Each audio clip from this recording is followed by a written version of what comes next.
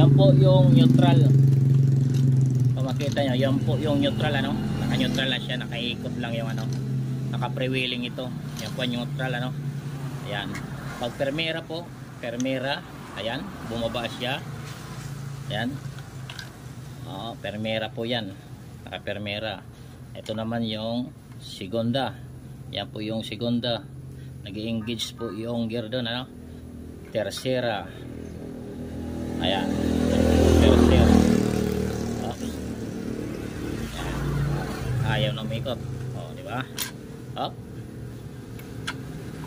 Last na ikot, kwarta. Ayan. Yan po yung kwarta. Sagad na po dito, kwarta po yan.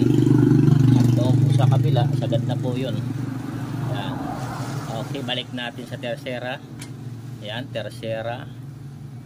Segunda. Permera. Ayan. Kumtingan na lang natin ito. Ayan, para bumalik. Tapos, neutral. Ayan, neutral na ito. Ayan po guys, naka-neutral na. May ikot na yan. Ayan, yeah.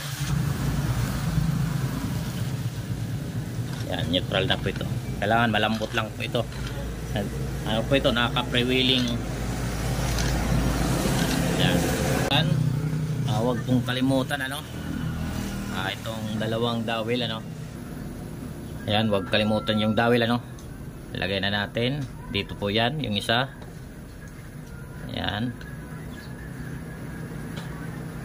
Ayan po. At yung isa po dito.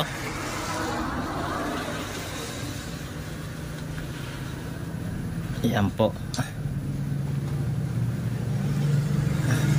Okay.